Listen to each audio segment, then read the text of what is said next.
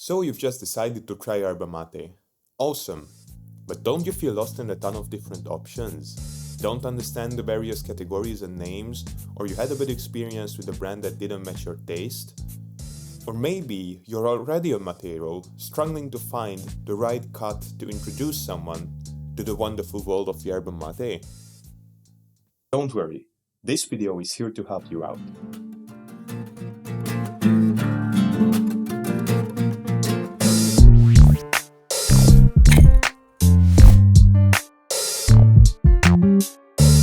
Hi mates, welcome to the Mateverse. In this video, I'll guide you through the maze of Spanish expressions like suave or con palo, and I will also show you what I think are the best yerba mates for beginners. If you're totally new to yerba mate, it is a traditional caffeine-containing South American beverage made from the dried leaves of the Ilex paraguayensis plant. It's traditionally brewed in a gourd, it can be refilled several times, and it is sipped through a so-called bombilla, which is a metal straw with a filter at the end. If you wanna know more, check out our channel in the description. Now back to the video. First of all, let's take a look at the main factors you should pay attention to, beginning with one of the most important, strength. Many people try a yerba that is too strong for them at first, and they find it simply undrinkable. So this is a crucial thing to consider. The problem is that a ton of factors influence the strength of a mate, but I'll try to break them down for you. Let's start with the stem content. Almost every package of yerba indicates whether it is con palo, with stems, or sin palo, without stems.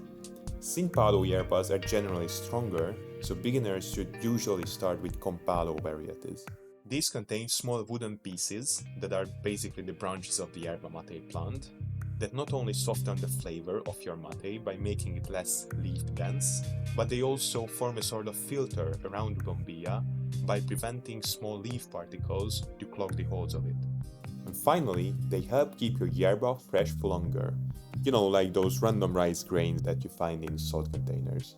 Continuing with another difference, on some packages you will see written Fuego or suave, which refer to the overall strength and intensity of the yerba. Fuego is the stronger variety, while suave is the milder option. It is made from younger leaves and aged for a shorter time. This results in a smoother, less intense flavor that's better suitable for beginners. Many brands produce suave type yerbas, and some of them are in fact super delicious. And they're not like Charles Menu or something. Professional materos drink suave type yerbas as well, so you should definitely give them a try. The final contributor to the strength is dust and cut sizes.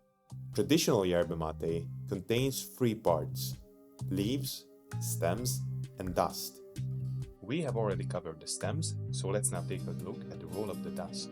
While it gives an interesting texture to the mate, it also increases its strength, and the particles can't be filtered, meaning you're eating them, which can be a little annoying at first. So all in all, I would start with a yerba with little to no dust content, and for the leaf size, generally the bigger the better, because bigger leaves have less surface area combined, which makes them extract less caffeine and less intensity in flavor. Usually, Argentinian brands have the coarsest cuts, and they're also con palo, which could make them a suitable choice for beginners, but they have a different problem: smokiness. Smokiness is the single thing I have seen putting off more people when they first tasted mate than all the other factors combined. My first yerba mate I bought was Cruz de Malta, which is a medium smoked, otherwise light Argentinian brand, usually recommended for beginners as a first yerba. Since I have never smoked a cigarette before, the whole smokiness in the taste felt so stranger to me that it took away the whole mate and it felt nothing but chewing dry tobacco. And not only me, each person to whom I introduced yerba mate told that the smoky ones tasted terrible and even preferred stemless strong types over them. So don't choose a smoked yerba first unless you have smoked relatively much before. You can find unsmoked yerbas labeled as sin humo or maybe something like green leaf or verde folha or pura folha.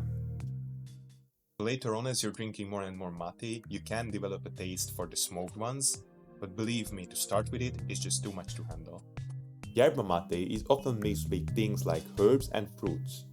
The ones mixed with herbs are called compuesta, These tend to be lighter and have a more or less distinct taste, effect and health benefits. The yerbas blended with fruits are top picks for beginners since you only get a hint of the mate taste, which you can later grow to appreciate as you're drinking it.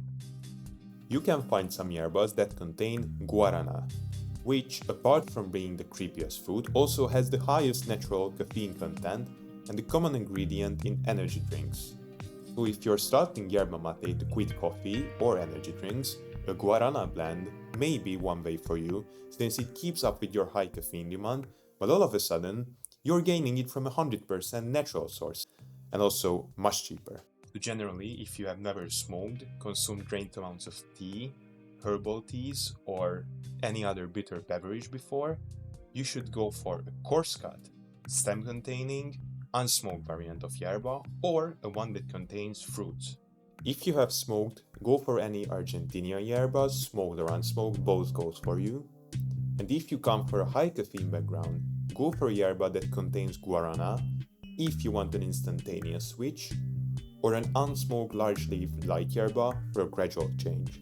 So with all this said, let me show you something concrete already. Overall, the best yerba mate that's large-leaf, con palo and unsmoked is Kraus Organica. If you really can't stand bitterness, Kraus Pionero is created just for that. The best start for smokers is Playadito. And the single yerba mate that every beginner liked who I have seen tasting it was CBSA Energia Guarana. Now this has a lot of caffeine, so if you wouldn't like that, go for any other product of this brand. There are many different blends and CBSA is viewed as the best brand of flavored mate, so feel free to choose whichever you like. But these are just some examples, the ones with the lowest chance of ruining your first taste of mate. The best starter yerba is different for everybody, so make sure to choose one that feels right for you, give it a try, but if you don't like it, don't worry, because with time, everybody finds a way to connect with the world of yerba mate. If you like the content, hit that subscribe button. We have just started the channel, so it would help us a ton. See you in a different Mateverse.